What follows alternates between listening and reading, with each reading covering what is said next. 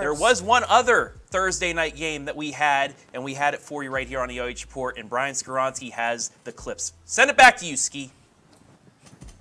Thanks, Trav. Yeah, we was over in North Robinson last night for a game that went down to the wire a season ago. The River Pilots on the road at Colonel Crawford.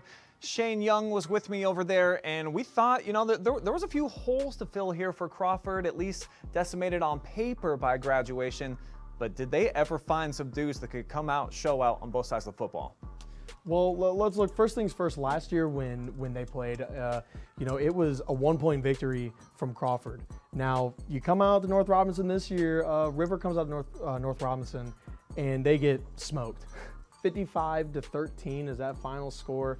Now there was a lot of holes to fill. They had, I think, Coach told me about 9 seniors that graduated last year, so a lot of holes to fill. But they looked amazing on the field last night. I mean, they were just scoring left and right in every quarter.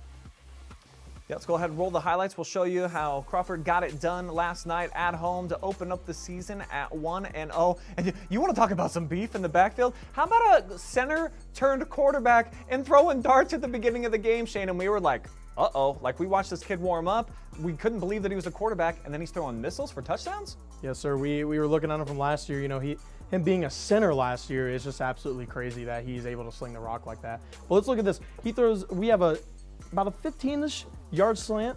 You know, they answer right back from that touchdown that kind of faked them out on that first drive from River. And, you know, they open back up, they 7-7. We got a tie ball game. And then Crawford, they just kind of poured it on from there. The running game, they put so many different dudes in the backfield. You'll see one kind of stood out by the end of the night, but it seems like so multiple on the offensive side of the football. They can sling it a little bit, but this is where they really shined. Connor McMichael, I mean, just get out of his way. Yes, sir. Connor McMichael, he was that guy on Thursday night. I mean, he had, what, 3 touchdowns, 175 yards. I mean, big holes from the O-line. And that's one thing I do want to point out. When we talked to him last night, that was his #1 thing that he got to was he was thankful for the O-line, giving them those holes to run big touchdowns, 3 of them. That's absolutely crazy to come out here week 1 and score like that.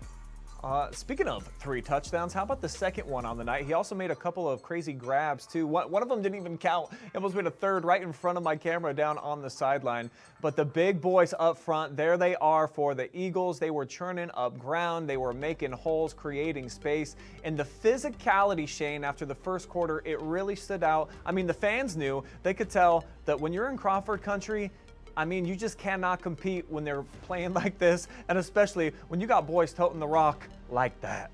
Absolutely. I mean, I think for Crawford, you know, they just won in the trenches. Offensively and defensively, they were able to stop River's run game. Once they figured out their pass attack, they were able to stop that. You know, we had a lot of like QB draws, QB options from River.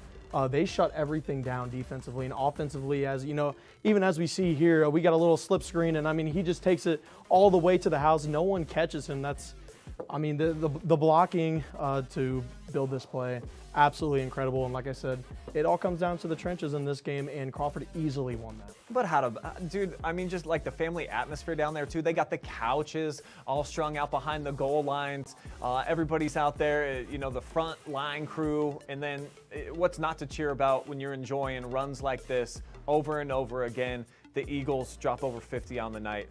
Big winners, and really impressed with them, Shane.